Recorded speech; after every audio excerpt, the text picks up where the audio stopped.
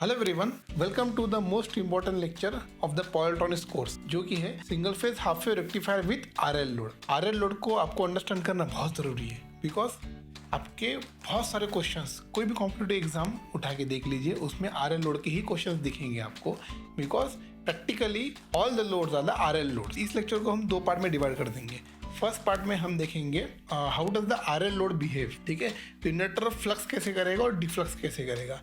इसके पहले हमने देखा था कि प्योरली एल लोड में क्या होता है, जब भी पॉजिटिव ऑफ साइकिल में इंडक्टर सारी एनर्जी फ्लक्स कर लेता है, ठीक है, या फिर सारी एनर्जी स्टोर कर लेता है, and during negative of cycle वो एनर्जी रिलीज कर देता है। सो आपका डायोड कभी रिवर्स बायस हो ही नहीं रहा है उस केस में, ठीक है। The maximum energy that is stored bye the inductor is the peak value of the input voltage, जो हमने एल लोड में, प्योर एल लोड में देखा था।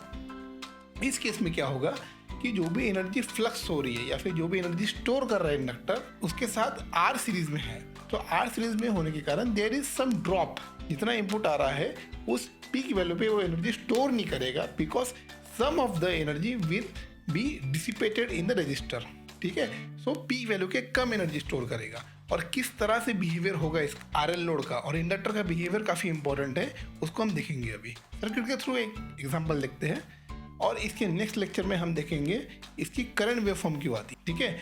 और करंट वेवफॉर्म स्टडी करने के लिए आपको कुछ फंडामेंटल पता होना जरूरी है। एक बुक रिकमेंड करूंगा, जो बुक को आपको रेफर करके आना पड़ेगा to study the current behaviour for the next lecture. सबसे पहले आरएल लोड का एक सर्किट देख लेते हैं। तो this is the single phase RL load, ठीक है। अब इसका आउटपुट का वोल्टेज जो होता है, this is your output voltage, ये आपका पूरा है V0, और V0 में दो पार्ट है, V0 is equal to VR plus VL, ठीक है। सो जब भी डायोड ऑन होगा तब क्या होगा, VS is equal to VO is equal to VR plus VL, ठीक है।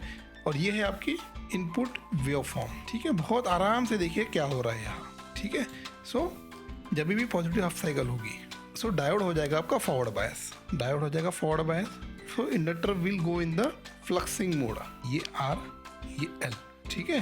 सो इसमें क्या हो जाएगा आपका, during the fluxing mode inductor will store the some energy, जो भी इनपुट से आ रही एनर्जी, कुछ एनर्जी डिसिपेट हो जाएंगी थ्रू रजिस्टर, और कुछ एनर्जी इंडक्टर स्टोर कर लेगा, ठीक है। और ड्यूरिंग नेगेटिव ऑफ साइकिल क्या हो जाएगा, ड्यूरिंग नेगेटिव ऑफ साइकिल, अब नेगेटिव ऑफ साइकिल में क्या हो रहा है, यहाँ पॉजिटिव आ गया, यहाँ नेगेटिव आ गया, ये है VS, VR तो सेम रहेगा। ड्यूरिंग नेगेटिव ऑफ साइकिल ये हो जाएगा पॉजिटिव और ये हो जाएगा नेगेटिव, ठीक है। अभी एनर्जी रिलीज करना शुरू कर देगा inductor, means it will go in the defluxing mode. Defluxing mode में एनर्जी रिलीज करना शुरू कर देता है। सो करंट का डायरेक्शन तो सेम रहेगा, ठीक है। अब इस टाइम में क्या होगा कि थोड़ी देर के लिए आपका डायोड ऑन रहेगा, ठीक है। इस केस में, फर्स्ट केस में for all together diode is on. अब जितना एनर्जी स्टोर किया इंडक्टर ने उतना एनर्जी रिलीज करेगा, कुछ अमाउंट ऑफ एनर्जी स्टोर किया, ठीक है। For example x amount of energy release करेगा वो। सो जो x amount of energy release करेगा, for that time duration only your diode will be forward bias. अब जब इंडक्टर की एनर्जी पूरी तरह से खत्म हो जाएगी तो क्या होगा, डायोड फिर रिवर्स बायस हो जाएगा, ठीक है, बिकॉज अभी ये हो जाएगा ओपन सर्किट। अब करंट का डायरेक्शन सेम रहेगा, अब करंट हो जाएगा but discontinuous, current is current continue हो, करंट तो कट ऑफ हो गया पूरी तरह से, तो करंट विल बी डिसकंटिन्यूअस, ठीक है। अब जो VR का वोल्टेज है, इनपुट वोल्टेज, ठीक है, सो ये बोल देंगे हम, for example this is your angle, this will called as beta. Beta is the extension angle. Extension angle जो एंगल है जहाँ पे डायोड रिवर्स बायस हो जाएगा, ठीक है। अब मैं अज्यूम किया हूँ कि यहाँ डायोड आपका रिवर्स बायस हो गया, ठीक है। So this is your VR, ये हो गया आपका वोल्टेज अक्रॉस रजिस्टर। अब वोल्टेज अक्रॉस इंडक्टर निकालने के लिए देखिए अभी क्या हो रहा है। So during positive of cycle ये हो रहा है plus di/dt, means positive di/dt, fluxing हो रहा है यहाँ। So inductor stores energy in the form of magnetic field. So equation में बनाना चाहूँ तो कैसे बनाऊंगा, तो VL is equal to VS minus VR, ठीक है। जो भी एनर्जी स्टोर आ रही है, जो कि input minus drop across register. अब प्योरली एल लोड में क्या था, प्योरली एल लोड में क्या था, रजिस्टर तो था ही नहीं। So VL is equal to VS, जो भी इनपुट की एनर्जी है वही एनर्जी इंडक्टर स्टोर कर रहा था, पर अभी रजिस्टर भी पिक्चर में आएगा। So because the resistor is coming in the picture, VL is equal to VS minus VR। अब वेवफॉर्म, ये तो इक्वेशन केवीएल से होगा। अब वेवफॉर्म को इंडिकेट करना होगा तो ये है आपका V S minus V R. तो मैं देखो एरिया प्लॉट कर रहा हूँ, ये है वी एस, ये जो पिंक एरिया दिख रहा है आपको, this is V S minus V R. ठीक है, ये ऊपर का जो एक्सिस है ये वाइट वाला, ये है वी एस, ठीक है, और ये है V R. So at particular point, ये जो पॉइंट है यहाँ हो गया V S is equal to V R. Means input में जो जितना पावर है वेवफॉर्म के पास, उतना ही पावर पूरी की पूरी तरह से एब्जॉर्ब हो रहा है। कहाँ पे? रजिस्टर में। सो इस ड्यूरेशन पे इंडक्टर ना एनर्जी स्टोर कर रहा है ना एनर्जी डिसिपेट कर रहा है। I am repeating again, at this point, बहुत केयरफुली देखिए, at this point inductor is neither storing the energy not dissipating the energy. इस पॉइंट पे V S is equal to V R. Mean जितना voltage आप दे रहे हो उतना ही ड्रॉप रजिस्टर के थ्रू हो रहा है, वो नीचे पावर जा ही नहीं रही है। ठीक है, अब इसके बाद क्या होगा, एनर्जी स्टोर कर ली by the inductor during the maximum value. अब इसके बाद इंडक्टर एनर्जी रिलीज करना शुरू कर देगा। इस ड्यूरेशन के बाद इंडक्टर एनर्जी रिलीज करना शुरू कर देगा। कब तक? Till the point beta. ठीक है, अब यहाँ देखिए, यहाँ वी आर का जो है वेवफॉर्म जो कि ग्रीन कलर में है, that is in the higher value, और जो इनपुट वेवफॉर्म है वो हो गया अभी एट द लोअर वैल्यू। ये इनपुट है और ये आउटपुट है इस ड्यूरेशन में। सो ये हो गया आपका V R minus V R, ये हो गया फ्लक्सिंग, ये हो गया डिफ्लक्सिंग। ठीक है, सो ये है आपका इंडक्टर का value, voltage across the inductor during fluxing and during defluxing. जो मैंने पिंक कलर में प्लॉट किया है वही आपका है energy store by the inductor for the fluxing and deflux. ठीक है, इतना समझ में आ गया आपको? चलिए इस वेवफॉर्म को हम कॉपी कर लेते हैं। ठीक है, तो ये वेवफॉर्म ने जो बनाई है हमने कॉपी पेस्ट कर ली। सो पिंक वाला है फ्लक्सिंग एंड डिफ्लक्सिंग। सो अब ये सर्किट में देखिए, इस सर्किट में यहाँ पे पॉजिटिव मिल, ठीक है, करंट का डायरेक्शन तो सेम रहेगा। ठीक है, so during first circuit V S assist current, ये करंट जो फ्लो हो रहा है वी एस उसको असिस्ट कर रहा है। Negative of cycle V S opposes flow of current. जब तक आपका डायोड रिवर्स बायस नहीं होता है आपका करंट का डायरेक्शन तो सेम रहेगा।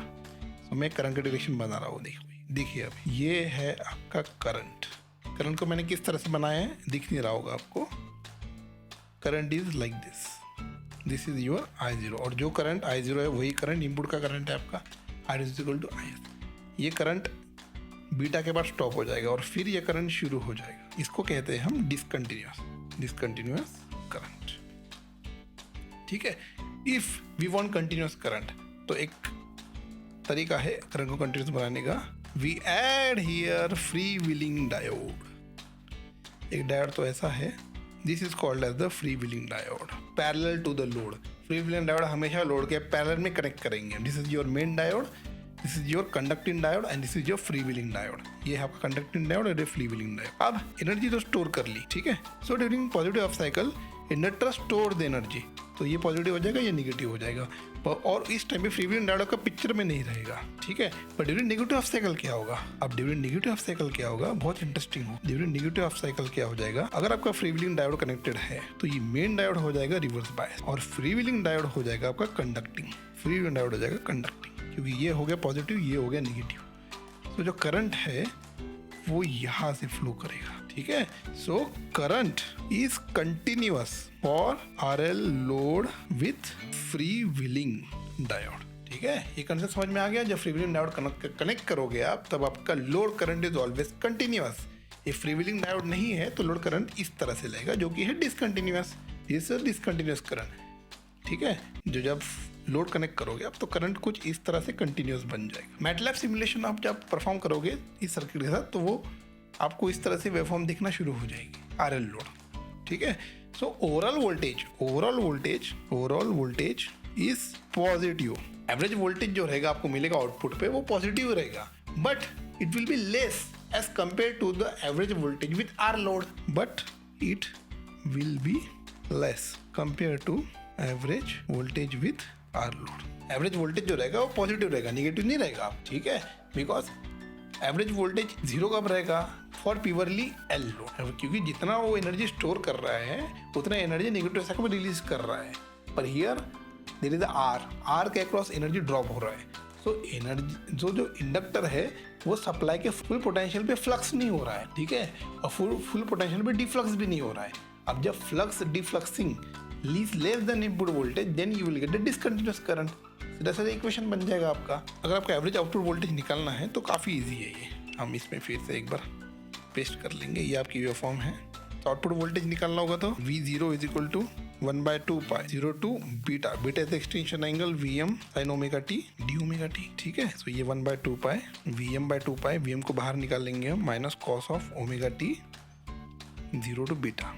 सो ये Vm/2 pi minus cos of beta plus cos of 0, ये बन जाएगा Vm/2 pi 1 minus cos of, ये हो गया average output voltage for the RL load. जब फ्रीव्हीलिंग डायोड करोगे आप कनेक्ट तो आपका बीटा हो जाएगा equals to pi, because during positive cycle जितना हो सकता है उतना आपका इंडक्टर एनर्जी फ्लक्स कर लेगा, ठीक है, जितना कैपेबिलिटी है, और बाकी का आपका आर के क्रॉस ड्रॉप हो जाएगा, ठीक है। पर एट द पॉइंट पाई आपका डायोड रिवर्स बायस हो जाएगा फॉर द फ्रीव्हीलिंग डायोड, ठीक है।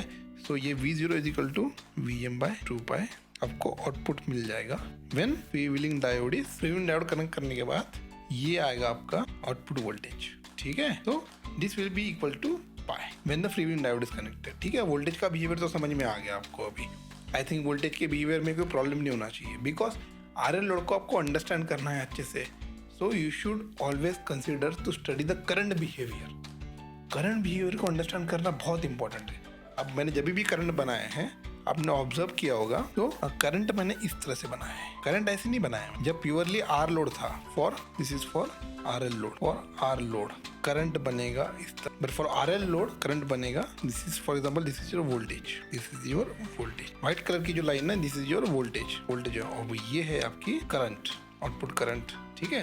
तो आउटपुट करंट का बिहेवियर स्टडी करना आपको बहुत इंपॉर्टेंट है, बिकॉज प्रैक्टिकली सर्किट्स में जो करंट फ्लो होगा वो आरएल लोड से ही होगा। करंट फ्लो आरएल लोड का करंट बिहेवियर स्टडी है, बिकॉज जो भी करंट आरएल में से फ्लो हो रहा है वही करंट जो होगा आपका इनपुट करंट है। अगर आपका इनपुट करंट इस तरह से है which is non sinusoidal waveform, so वो आपके ग्रिड में हार्मोनिक्स प्रोड्यूस करेगा, ठीक है। सो ग्रिड में हार्मोनिक्स नहीं चाहिए हमको, ग्रिड में हमें चाहिए pure sine wave. So why the waveform is like this, हमने जो वेवफॉर्म बनाई है तो why it is like this, this is a good question. तो इसको समझने के लिए आपको प्री रिक्विजिट नॉलेज होना चाहिए। First, source free RLC circuit, second, solution of the differential equation, और third, knowledge about boundary conditions. ये तीन चीज़ें तो बेसिक है, प्योर मैथ्स है। अगर आपको ये समझ में नहीं आ रहा है तो मैं आपको एक बुक बताता हूँ। This is the Alexander Sadiku, I think this is the 7th edition के पेज नंबर 317 पे एक सर्किट दिया है, source free RLC series circuit. ये सेकंड ऑर्डर डिफरेंशियल इक्वेशन बनाएगा और इसके साथ आपको 3 से 4 कांस्टेंट मिलेंगे, और इस सर्किट को सॉल्व कैसे किया वो अच्छे से देख लीजिए, बिकॉज अगर ये सर्किट आप समझ पाए कि इसने कैसा किया है देन यू विल अंडरस्टैंड ये करंट वेवफॉर्म ऐसे क्यों आई है, ठीक है।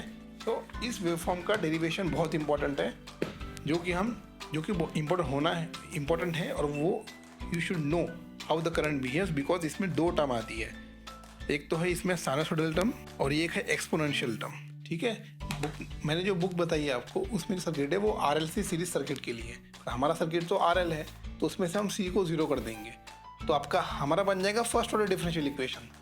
पर बुक में आपको सेकंड ऑर्डर डिफरेंशियल इक्वेशन बनाने के लिए वो आपको सर्किट स्टडी करना पड़ेगा एक बार, because this is very important to study the power electronics. आपको अगर सर्किट थ्योरी नहीं पता अच्छे से, dynamic behaviour of the inductor and capacitor, तो आपको यहाँ पावर इलेक्ट्रॉनिक्स में डिफिकल्टी जा सकती है। And in order to study higher education और PhD you should know how the current behaves and how the harmonics are introduce at the grid side, ठीक है। तो इसके नेक्स्ट लेक्चर में हम क्या करेंगे कि करंट का बिहेवियर स्टडी करेंगे, उसका प्रैक्टिकल एप्लीकेशन देखेंगे कि कोई इफेक्ट कहाँ करता है, ठीक है। तो that's it for today, thanks for watching the video, please like the video, subscribe the channel, thank you, see you soon.